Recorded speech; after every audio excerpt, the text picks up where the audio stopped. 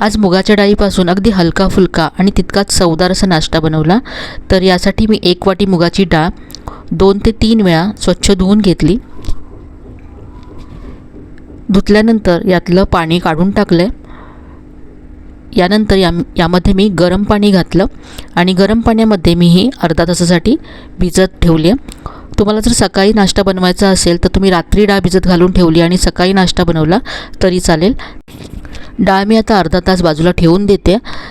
आता ज्या वाटीने डाळ मोजून घेतली त्या वाटीनेच मोजून इथे मी 1 वाटी रवा घेतला आहे। बारीक किंवा जाड कोणताही रवा इथे घेऊ शकता।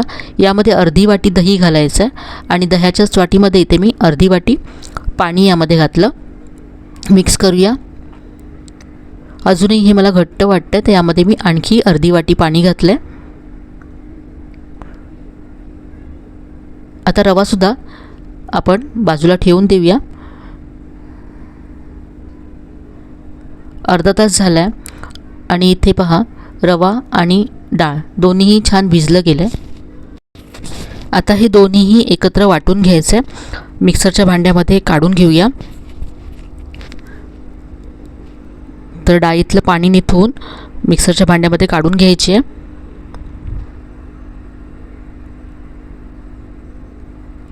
यामध्येच मी रवासुद्धा काढून घेते। 2 बॅचेसमध्ये मी हे वाटून घेणार आहे। वाटताना अगदी थोडंसं पाणी यामध्ये घालायचं आहे, जास्त पातळ करायचं नाही आहे।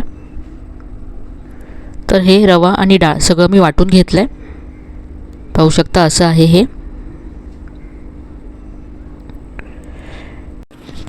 आता यामध्ये बारीक चिरलेला कांदा घालायचा आहे, टोमॅटो घातला आहे, बारीक चिरलेली कोथिंबीर घातली।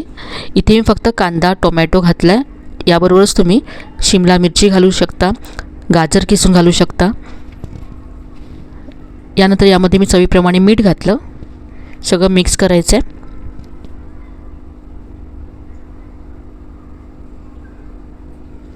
आता यामध्ये घालण्यासाठी मी फोडणी तयार करते।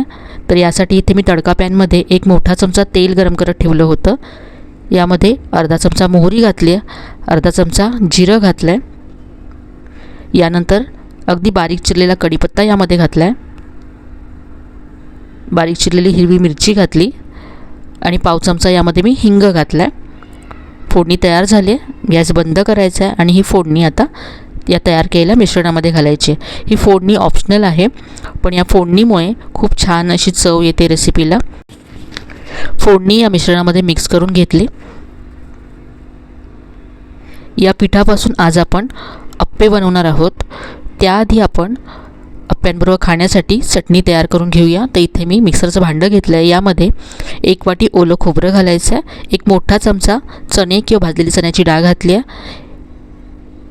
थोडंसं आलं घातलं आहे, कोथिंबीर घातली। यानंतर 2 हिरव्या मिरच्या यामध्ये घालायच्या आहेत, चवीप्रमाणे मीठ घातलं आहे आणि थोडीशी चिंच घातली आहे। चिंचेऐवजी तुम्ही लिंबाचा रससुद्धा घालू शकता आणि पाणी घालून ही चटणी मी वाटून घेतली। चटणी वाटून तयार आहे, बाउलमध्ये काढून घेतली। याबरोबरच मिक्सरच्या भांड्यामध्ये थोडंसं पाणी घालून ते सुद्धा यामध्ये काढून घेतलं आहे। चटणीवर घालण्यासाठी ते फोडणी तयार करूया। 1 चमचा तेल गरम केलं, यामध्ये अर्धा चमचा मोहरी, कढीपत्ता घातला आणि 1 लाल मिरची तुकडे करून घातले। फोडणी तयार आहे। ही फोडणी आता चटणीवरती घालूया। या फोडणीमुळे चटणी दिसायला तर छान दिसतेच, त्याबरोबर आणखी छान खमंग होते। ही मस्त अशी आपली चटणी तयार झाली आहे। आता आपण अप्पे बनवूया। तर हे जे मिश्रण आपण तयार करून ठेवलं होतं त्यामध्ये अगदी चिमूटभर बेकिंग सोडा घालायचा आहे। बेकिंग सोडाशिवाय सुद्धा तुम्ही हे अप्पे बनवू शकता, पण अप्पे थोडेसे हलके फुलके होण्यासाठी इथे मी बेकिंग सोडा घालते। सोड्यावरती मी अर्धा चमचा पाणी घातलं आणि मिक्स करून घेतलं। आता हे पीठ अप्पे बनवण्यासाठी तयार आहे। इथे मी अप्पे पॅन गरम करत ठेवला होता आणि यामध्ये तेलसुद्धा घातलं आहे। आता यामध्ये तयार मिश्रण घालायचं आहे।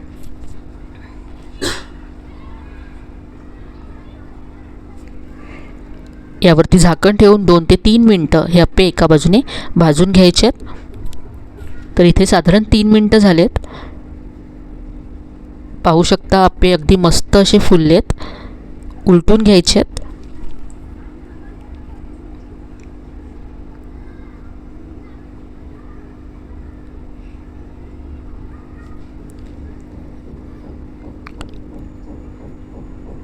खूप मस्त असे हे अप्पे तयार होतात.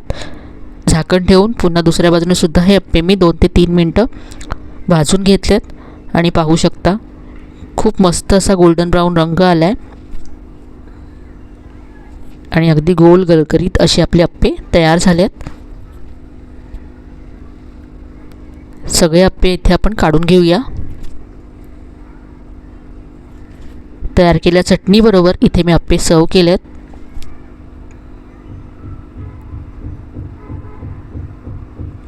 इथे मी तुम्हाला एक तोडून दाखवते. अगदी हलके फुलके आहेत. पहा आतून सुद्धा अगदी जाळीदार झालेत. तर ही मस्त अशी हेल्दी टेस्टी नाश्त्याची रेसिपी नक्की करून पहा. आजची ही रेसिपी तुम्हाला नक्कीच आवडली असेल. रेसिपी कशी वाटली कमेंटमध्ये कळवायला विसरू नका. रेसिपी आवडली असेल तर व्हिडिओला लाईक करा, शेअर करा. चॅनलला अजून सबस्क्राईब केलं नसेल तर नक्की सबस्क्राईब करा. चला तर मग पुन्हा भेटूया अशा छान छान आणि नवीन नवीन रेसिपीसह. तोपर्यंत धन्यवाद.